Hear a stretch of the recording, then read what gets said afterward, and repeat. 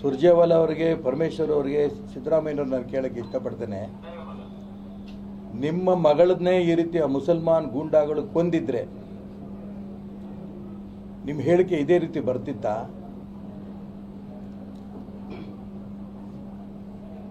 ನಿಮ್ಮ ಮನೆಯಲ್ಲಿರುವಂಥ ಹೆಣ್ಮಕ್ಳಿಗೆ ಕೇಳಿ, ನಿಮ್ಮ ಹೆಂಡತಿಗೋ, ಮಕ್ಕಳಿಗೋ, ಹೆಣ್ಮಕ್ಳಿಗೋ, ಸೊಸೆಂದ್ರಿಗೋ ನಾನು ಈ ರೀತಿ ಹೇಳಿಕೆ ಕೊಟ್ಟಿದ್ದೀನಿ ಸರಿನಾ ಅಂತ ಅವ್ರು ಕೇಳಿ, ಅವರೇ ಖಂಡನೆ ಮಾಡ್ತಾರೆ. ಯಾವುದೇ ಕಾರಣಕ್ಕೂ ಇದನ್ನ ರಾಜಕೀಯವಾಗಿ ಬಳಸಬಾರದು.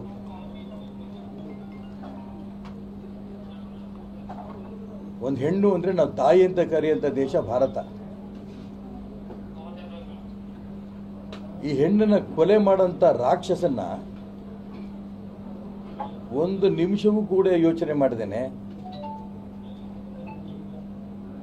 ಇವರಿಗೆ ಎನ್ಕೌಂಟರ್ ಮಾಡೋಂಥ ಪ್ರಯತ್ನವನ್ನು ನಡೆಸಬಹುದಿತ್ತು. ಯಾವ ರೀತಿ ಯೋಗಿ ಆದಿತ್ಯನಾಥ್ ಅವರು ಉತ್ತರ ಪ್ರದೇಶದಲ್ಲಿ ಮಾಡ್ತಾರೋ ಆ ಬದುಕಿನಲ್ಲಿ ಮಾಡ್ಬೋದಿತ್ತು. ಆದರೆ ಮುಸಲ್ಮಾನರ ರಕ್ಷಣೆ ಮಾಡೋಂಥ ವ್ಯವಸ್ಥೆ ನಮ್ಮ ರಾಜ್ಯದಲ್ಲಿ ಮುಂದುವರಿತಾ ಇದೆ.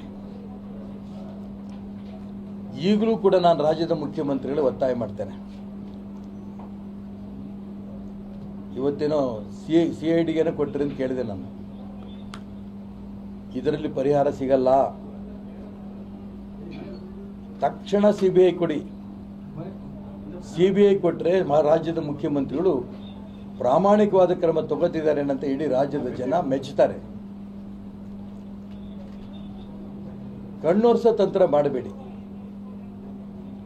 ಆ ಕೊಲೆಗಡಕನಿಗೆ ಸರಿಯಾದ ಶಿಕ್ಷೆ ಆಗಲೇಬೇಕು, CBI ತನಿಖೆ ಕೊಡಲೇಬೇಕು. ಇದು ನನ್ನ ಒತ್ತಾಯ.